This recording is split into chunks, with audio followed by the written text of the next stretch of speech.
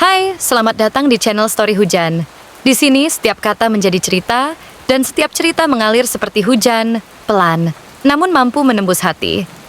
Channel ini akan membawamu masuk ke dunia yang penuh emosi, konflik, cinta, dan rahasia yang tak terduga. Jangan lupa untuk like, share, komen, dan tentunya subscribe, biar kamu nggak ketinggalan cerita-cerita seru lainnya dari Story Hujan. Yuk, kita mulai kisahnya. Lina dan Maya telah bersahabat sejak bangku SMP. Keduanya menghabiskan waktu bersama, belajar, bercanda, hingga berbagi cerita tentang impian masing-masing. Ketika tamat kuliah, Maya mengenalkan Lina pada seorang pria tampan bernama Dimas. Tak lama kemudian, Lina dipersunting Dimas dalam upacara sederhana di kampung halaman. Maya turut bahagia. Satu-satunya kekhawatiran hanya soal karier Lina yang sempat terhenti karena memilih fokus menjadi istri. Beberapa bulan kemudian, gilirannya Maya yang dipersunting Rizky, rekan satu kantor. Pernikahan Maya dan Rizky digelar mewah di Hotel Bintang 5, sedangkan resepsi Lina dan Dimas sederhana di rumah keluarga. Meski berbeda kemewahan, kedua sahabat tersebut selalu berkabar setiap hari. Hingga tiba saat seolah takdir menggiring kehidupan mereka ke arah berbeda. Maya mulai sibuk dengan status istri karier, sementara Lina kini sibuk mengurus rumah tangga. Namun mereka percaya ikatan persahabatan cukup kuat untuk menahan semua perubahan. Sebulan setelah menikah, Lina tinggal di apartemen yang disewa Dimas di pusat kota. Setiap pagi, Dimas berangkat kerja pagi-pagi meninggalkan Lina sendiri. Sesekali Lina bertemu teman-teman lama, namun kebanyakan hari ia habiskan menata rumah dan mencicipi kesunyian. Sekilas terlihat bahagia, tetapi Lina merasa ada kekosongan dalam hatinya. Ia merindukan kehangatan persahabatan dengan Maya yang kini makin jarang berkunjung. Maya sibuk dengan kemewahan dan tuntutan pekerjaan.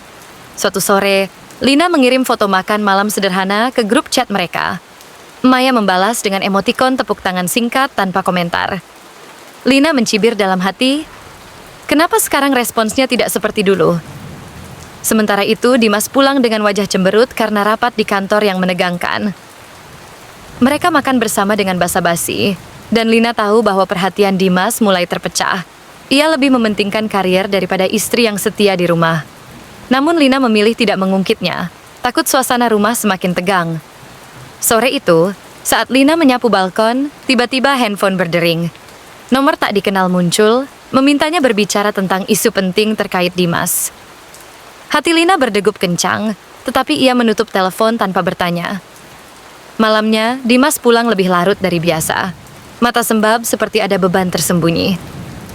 Lina menanyakan hal ini, tapi Dimas menggelepar.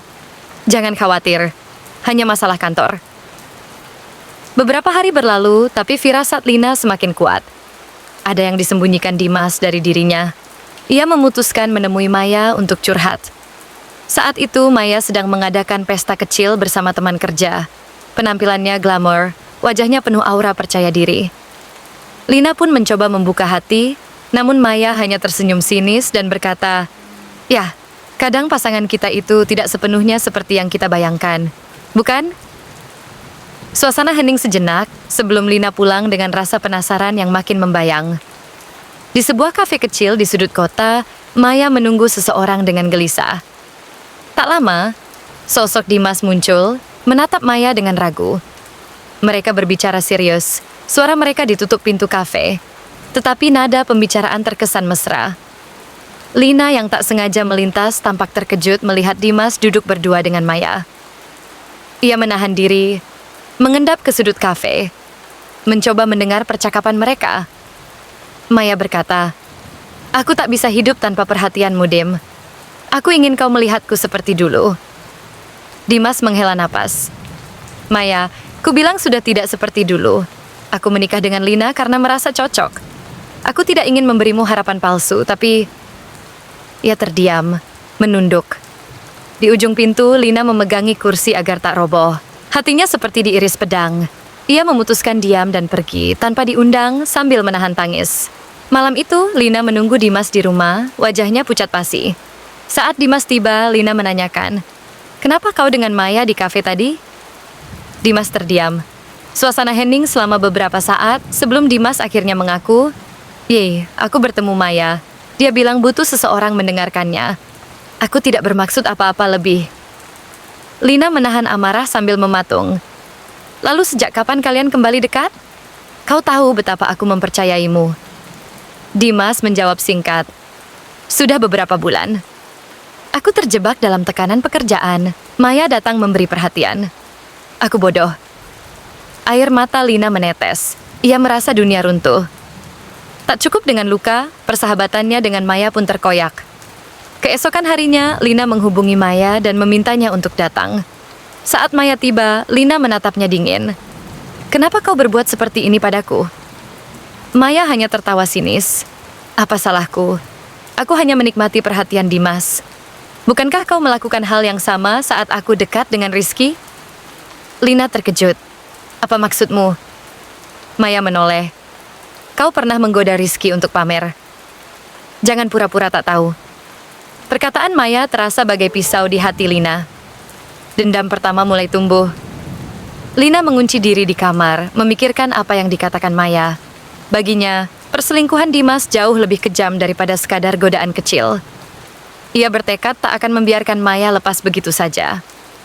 Sejak hari itu, Lina memutus komunikasi dengan Maya dan Dimas, memilih tinggal di rumah orang tuanya. Di sana, ia menarik napas dalam-dalam, merancang rencana balas dendam. Jika kau ambil suamiku, aku akan ambil suamimu. Sementara itu, Maya menikmati hasil perbuatannya. Ia semakin dekat dengan Dimas, rutin mengirimkan pesan mesra, dan kerap menjemput Dimas pulang kantor. Namun entah mengapa kebersamaan mereka tidak semanis yang ia harapkan. Rasa bersalah selalu membayang. Dimas sendiri mulai menyesal, menyadari bahwa hubungannya dengan Maya hanyalah pelarian semata. Pada suatu pagi, Lina bertemu sahabat lamanya, Indah, yang kini menjadi seorang psikolog. Tanpa ragu, Lina membuka seluruh cerita dan niatan balas dendamnya. Indah menatapnya lekat, lalu berbisik. Lina, balas dendam itu seperti api. Sekali kau menyalakannya, kau bisa terbakar sendiri. Namun Lina menolak berhenti. Aku butuh keadilan, Den. Biarkan aku menuntutnya. Dengan hati-hati, Indah memperingatkan agar Lina tidak melukai siapapun selain Maya. Dari situ, Lina merancang rencana. Ia akan mendekati Rizky, suami Maya, yang selama ini sibuk membangun karier hingga lupa perhatian pada istrinya.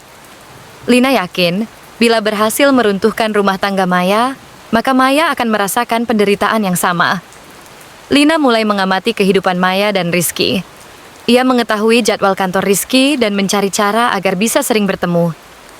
Akhirnya, Lina ikut komunitas nonton film yang juga diikuti Rizky. Ia pura-pura tidak sengaja mengenali Rizky ketika hendak membeli popcorn. Mereka tersenyum canggung, kemudian berbasa-basi ringan tentang film yang sedang ditayangkan. Beberapa kali pertemuan di bioskop, Lina semakin nyaman berbicara dengan Rizky. Ia menceritakan masa lalunya, rasa dikhianati oleh Maya, tanpa menyebut nama Maya secara gamblang. Rizky hanya mengangguk simpati, menganggap Lina hanya teman bicara. Seiring waktu, Lina mulai membantu Rizky mengerjakan laporan kecil untuk kantor, semata-mata agar semakin dekat. Tanpa disadari Rizky, hati kecilnya mulai tersentuh. Suatu sore, Lina mengantar laporan yang sudah selesai dibuatnya ke kantor Rizky. Saat itu, Rizky mengajak Lina ngopi bersama di kafe depan gedung. Mereka berbincang tentang kehidupan rumah tangga masing-masing. Atau lebih tepatnya, kehidupan Lina yang terpuruk setelah dikhianati. Rizky semakin peduli, menawarkan bahu untuk Lina bersandar. Hari demi hari, mereka semakin akrab. Lina menyadari bahwa Rizky bukan pria yang kejam. Dulunya, ia juga sering dipinggirkan oleh Maya yang terlalu sibuk mengurus karier. Mereka sama-sama mengerti arti dikhianati. Tanpa Lina tahu, Rizky pun mulai merasa nyaman dengan kesederhanaan Lina. Ketulusan, kelembutan, dan kejujuran yang tak pernah ia rasakan bersama Maya yang ambisius. Saat hubungan Lina dan Rizky terasa semakin dekat, Maya mulai curiga dengan perubahan sikap suaminya. Dulu Rizky pulang tepat waktu, namun belakangan ia sering lembur dan mengajak rekan kantor menonton film bersama. Maya memergoki Rizky berbagi chat mesra dengan seseorang yang namanya hanya L. Hati Maya bergolak. Apakah suamiku mengkhianatiku seperti aku mengkhianati Lina? Maya pun mengirim pesan menantang ke Lina. Dengar Lina, kau berani-beraninya mendekati Rizky? Ingat, dia suamiku. Lina tak menggubrisnya, hanya mengirimkan satu jawaban singkat. Aku hanya berteman, Maya. Jika kau ingin tahu kebenarannya, lihat sendiri. Perseteruan pun semakin memanas. Maya berusaha memecah komunikasi Lina dan Rizky dengan mengeluh kepada rekan kerja bahwa suaminya mulai curang. Namun Rizky justru semakin menjelaskan bahwa ia hanya berbicara dengan teman lama yang mengalami masalah. Seiring waktu, Maya mulai merasakan keretakan di rumah tangganya sendiri. Meski ia masih dekat dengan Dimas, perasaan Dimas tak lagi seperti dulu. Mereka kerap bertengkar, dan Dimas mulai menghindar saat Maya merasa butuh dirinya. Maya merasa kesepian tetapi enggan mengakuinya.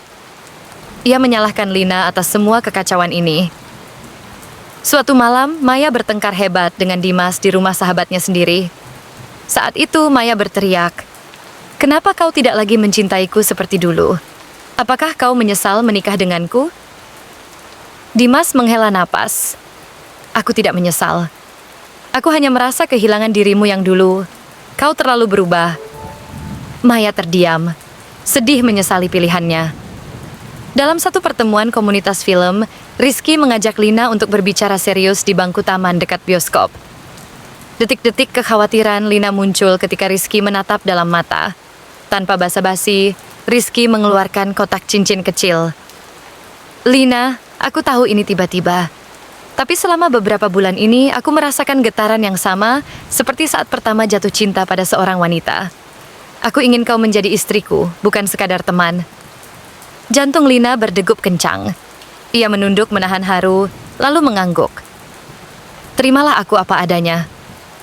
Rizky menggandeng tangan Lina, menyematkan cincin di jarinya. Saat itu juga, di luar kesadaran Maya, Dimas melihat momen tersebut lewat feed media sosial, membuat hatinya tertusuk. Tak lama setelah lamaran, Lina dan Rizky memutuskan menggelar pernikahan kecil. Hanya keluarga dekat dan beberapa sahabat yang diundang. Lina mengenakan gaun putih sederhana, sedangkan Rizky mengenakan jas hitam rapi. Saat mereka mengucap janji sehidup semati, mata Rizky meneteskan air mata haru. Lina juga menahan tangis bahagia, senang bisa menemukan cinta sejati setelah dikhianati. Maya yang mendengar kabar pernikahan itu merasa dunia runtuh. Hatinya teriris melihat foto pernikahan sahabatnya yang dulu ia hancurkan. Dimas pun datang, menatap Maya dingin. Mereka berdiri berjarak, rasa bersalah semakin menghimpit Maya. Ia terpikir apakah masih ada harapan memperbaiki semuanya. Lina dan Rizky menetap di sebuah rumah mungil pinggiran kota. Kehidupan barunya penuh kehangatan. Setiap pagi Rizky membangunkan Lina dengan segelas kopi, malam harinya mereka memasak bersama. Meski sederhana, kebahagiaan terasa utuh. Sementara Maya mencoba memperbaiki hubungannya dengan Dimas. Ia memasak masakan favorit Dimas, memberi perhatian lebih. Namun Dimas tetap menjaga jarak. Hati Dimas telah tertutup. Maya menyadari kesalahannya terlalu besar untuk diampuni semudah itu. Di sisi lain, Dimas merasa terpukul karena Maya sekarang terlalu sering menghubunginya, tetapi ia menolak menerima cinta Maya kembali. Dimas mulai menata hidup baru sendiri, fokus pada karier dan menjauh dari drama perselingkuhan. Maya menghabiskan hari-hari dengan perasaan bersalah. Ia menulis surat panjang berisi permohonan maaf kepada Lina. Dalam surat itu tertulis, "Aku tahu aku telah menghancurkan persahabatan kita demi ego dan kesenangan sesaat. Maafkan aku, sahabat." Namun meski ia mengirimkannya, Lina menolak membaca surat itu. Malamnya, Maya duduk termenung di balkon rumah. Ia menatap bulan yang temaram sambil meneteskan air mata. Kenangan masa lalu bersama Lina terbayang. Mereka tertawa bersama, berjanji saling mendukung. Kini, semuanya telah hancur. Maya merasa menyesal telah mempermainkan cinta orang lain dan persahabatan yang ia punya. Dimas yang dulu dihantui rasa bersalah, akhirnya mengganti suasana hati dengan berlibur singkat ke kampung halaman orang tuanya. Di sana, ia menemukan ketenangan. Memancing di sungai, ngobrol dengan ayahnya soal arti kebahagiaan. Ibunya mengingatkan, "Anakku, jangan terlalu keras pada diri sendiri. Kesalahan yang lalu tak bisa diubah, tapi kau bisa memulai lembaran baru." Dimas mulai membuka hati untuk peluang baru. Bukan untuk Maya, melainkan diri sendiri. Ia memutuskan fokus merawat diri, membaca buku motivasi, dan perlahan-lahan menerima panggilan telepon Maya yang meminta maaf. Dimas tidak langsung menjawab, Ia menunggu hingga hatinya benar-benar siap. Lina merasakan kebahagiaan yang belum pernah ia alami sebelumnya. Setiap pagi, kehadiran Rizky terasa seperti sinar matahari yang menerangi hatinya. Namun di balik itu, Lina kerap teringat masa lalu, persahabatannya dengan Maya, serta duka yang pernah dirasakannya. Kadang ia terjebak dalam pertanyaan, apakah ia sudah bersikap terlalu kejam kepada Maya? Suatu hari, saat sedang membersihkan lemari, Lina menemukan perhiasan pemberian Maya saat pernikahan mereka dulu. Tas berujinya sudah terkupas. Kenangan kelam menghampiri. Lina termenung. Apakah balas dendam ini sudah melebihi batas? Ia meragu apakah sudah seharusnya ia memaafkan Maya. Namun melihat senyum Rizky yang tulus membuatnya yakin untuk fokus pada kebahagiaan yang sedang dibangunnya. Rizky merasakan Lina sedang gelisah. Suatu malam ia mengajak Lina berjalan di tepi danau. Di sana Rizky bertanya lembut. Ada apa sayang? Sejak beberapa hari terakhir kau seperti menyimpan beban. Lina menangguk pelan. Aku takut balas dendamku pada Maya menodai kebahagiaan kita. Aku tidak mau cinta kita hancur karena masa lalu. Rizky menggenggam tangan Lina. Aku mencintaimu apa adanya. Keadaanmu di masa lalu tak akan membuatku mundur. Tapi jika kau memang ingin memaafkan Maya demi membebaskan diri, aku akan mendukungmu. Kata-kata Rizky membuat air mata Lina berlinang. Ia sadar, cinta sejati tak terletak pada pembalasan, melainkan pada ketulusan hati. Keesokan paginya, Lina menulis sepucuk surat panjang untuk Maya. Ia menumpahkan segala penyesalan, tetapi di bagian akhir menuliskan, Aku memaafkanmu, Maya. Semoga kau juga dapat memaafkan dirimu sendiri dan menemukan kebahagiaan yang sebenarnya. Surat itu dikirim melalui email. Maya membacanya sambil memejamkan mata menahan tangis. Maya datang ke rumah Lina tanpa diundang. Saat itu, Lina sedang menyiapkan sarapan untuk Rizky. Melihat Maya berdiri canggung di pintu, Lina tersentak kaget. Maya menunduk. Terima kasih sudah memaafkanku. Tanpa kata, Lina mengulurkan tangan. Maya menangis dalam pelukan sahabatnya. Di sisi lain, Dimas menemui Rizky dan mengucapkan terima kasih karena sudah menjaga kita, Lina. Mereka berbicara jujur, saling memaafkan. Dimas menangis tulus. Aku menyesal telah menimbulkan luka untuk Lina. Aku akan memperbaiki diri. Rizky mengangguk. Semoga kau menemukan kedamaian. 6 bulan kemudian, Lina dan Rizky menempati rumah baru di pinggir kota. Pagi itu, sinar mentari memantul di jendela ruang tamu. Lina duduk di teras, menyeruput teh hangat, sambil menatap kebun kecil di depan rumah. Rizky datang dari dapur membawa kue dan menawari sarapan. Mereka saling menatap penuh cinta. Maya kini hidup sendiri di apartemen yang lebih kecil. Ia memutuskan fokus pada pekerjaan sosial untuk membantu korban perceraian dan perselingkuhan, berharap dapat menebus kesalahannya. Dimas membuka galeri kecil berisi lukisan alam. Ia belajar menyalurkan perasaan lewat seni. Sejak insiden itu, persahabatan Lina dan Maya tak pernah benar-benar sama. Tetapi setidaknya mereka telah belajar arti ketulusan. Saat Lina dan Rizky berjalan-jalan sore keliling taman, Lina menatap Rizky dengan senyum lembut. Terima kasih sudah datang dalam hidupku, menebus luka lamaku. Rizky meraih tangan Lina. Aku juga berterima kasih padamu, karena kau membuat hidupku lebih bermakna. Mereka berjalan bergandengan tangan, meninggalkan jejak bahagia di setiap langkah. Meskipun perjalanan cinta mereka dilalui oleh air mata dan pengkhianatan, cinta sejati tetaplah cahaya yang menuntun kembali ke jalan kedamaian dan kebahagiaan.